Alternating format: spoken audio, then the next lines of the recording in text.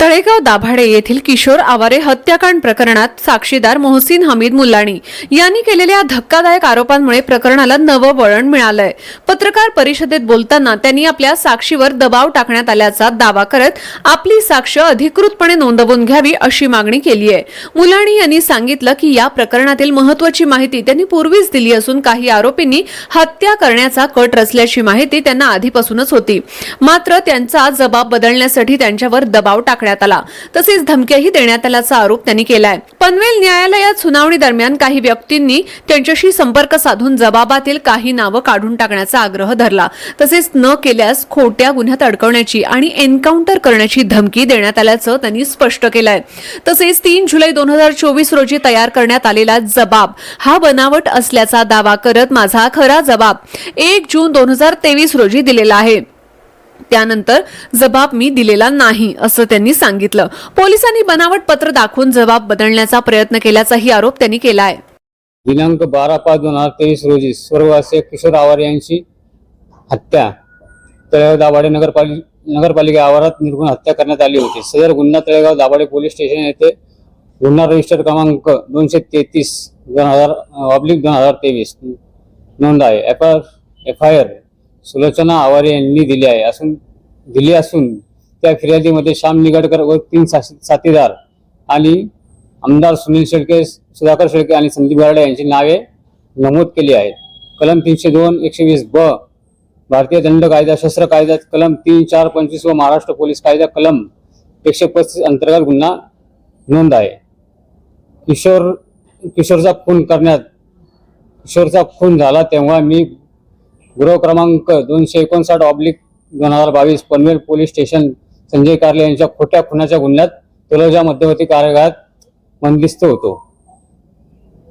न्यायालयीन कोठडीत सदर गुन्ह्यात संजय कारले यांची एक दैनंदिन डायरी ताब्यात घेतली आहे। सदर डायरीमधून दिसत आहे की संजय कारले यांनी एक दैनंदिन डायरी ताब्यात घेतली असून सदर डायरीमधून दिसत आहे की संजय कारले हा आरोपी श्याम निगडकर, भानू फळदे, सुनील शेळके आणि सुधाकर शेळके यांच्या संपर्कात होता।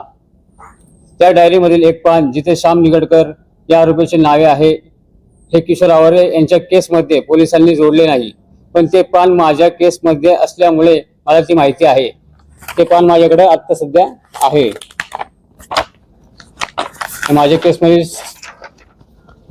हे पान नोंदवले झालेले म्हणजे हे पान माझ्या जोडण्यात आलेले, पण किशोर आवारे यांच्या हत्येच्या केसमध्ये हे पान नाहीये।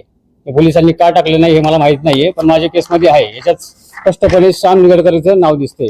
संजय कारले सोबत टीमवर्क जोडला गेलेला होता। हा माझ्याकडे हा पुरावा आहे।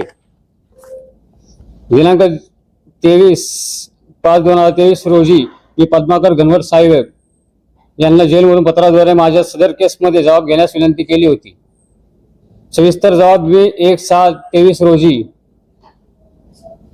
तलोजा कारागृहबंदी म्हणून न्यायालयीन कोठडीत असताना किशोर पाटील साहेब यांना जबाब दिला आहे। मी किशोर आवारेला खून होण्याआधी म्हणजे साधारण 6 महिन्यापासून त्यांना निरोप देत होतो व एकदा प्रत्यक्ष भेटून सांगितले होते की संजय कारले, सुधाकर शेळके, संदीप गराडे हे तुझ्या हत्येचा कट रचत आहे। याचं कारण काय, संजय कारले हा माझा जवळचा मित्र होता। मला त्याच्या खुनाच्या गुन्ह्यात मला खोटा अडकवण्यात आला होता, पण तो माझा जवळचा मित्र होता आणि मी त्याच्याबरोबर राहत होतो। आम्ही एकत्र राहत असल्यामुळे मला ही सगळी माहिती होती की किशोर आवारेचा खून कोण करणार आहे, याच्या मागे कोण कोण लोक आहे, कुणी किती पैसे पुरवले, कुणी हत्यारासाठी पैसे पुरवले, ही सगळी मला माहिती होती। संजय कारले बरोबर कंटिन्यू राहत होतो, त्याच्यामुळे मला ही सगळी माहिती होती। त्याबाबत मी वेळोवेळी किशोरचा मित्र अनिल पवार यांना देखील सांगितले होते की माझ्या समोर पुरुषे खिंडीत आयशार पेट्रोल पंप येथे सुधाकर शेळके यांनी संजय कारले याला 20 लाख रुपये रोख रक्कम पिस्टल घेण्यासाठी ॲडव्हान्स दिला होता।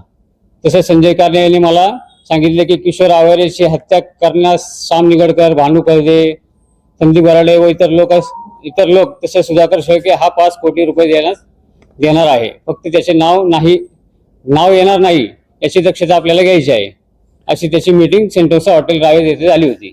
त्यांनी मला हे डोली सांगितलं होतं आणि त्यावेळेस मी मीटिंगला नव्हतो, सेंटोसा हॉटेलला मी नव्हतो। त्यानंतर मीटिंग झाल्यानंतर त्यांनी मला माहिती दिली होती। म्हणजे मी या केसमध्ये किशोर आवारेच्या केसमध्ये मी जी साक्ष दिली होती हे माझे जबाब नोंदवण्यात आले होते, कारागृहात येऊन नोंदवण्यात आले होते. त्यासाठी माझ्यानंतर दबाव आला की हे जबाब परत तू मागं घे म्हणून. त्यासाठी पनवेल न्यायालयात मला सेशन केस क्रमांक 181/23 सुनावणीला जेलमधून घेऊन आल्यानंतर त्यावेळेस कोर्ट आवारात मला ॲडव्होकेट नामदेव दाभाडे हे भेटायला यायचे व माझा जबाब बदलण्याचा प्रयत्न करायचे. तर मला दबाव टाकायचे. तसे सुधाकर शेळके, संदीप गराडेवर आमदार सुनील शेळके यांची नावे काढून टाकण्याची मागणी केली व तसे न केल्यास आणखी खोट्या केसमध्ये गुंतवण्याचा प्रयत्न करू, तुझा एन्काउंटर करू, तुझ्या घरच्यांना त्रास देऊ, अशा भरपूर घटना माझ्याबरोबर घडलेल्या आहे. मी जेलमध्ये असताना सुद्धा माझ्या घरच्यांना त्रास देण्यात आलेला आहे. मला स्वतः मी जेलमध्ये असताना सुद्धा मला त्रास देण्यात आलेला आहे.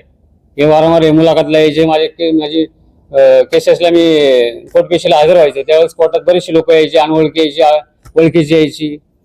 त्यामुळे फक्त यांनी जबाब माझा हे करावं म्हणून दबाव टाकून माझ्याकडून यांनी खोटा जबाब घेतला म्हणून असं हे करायचं.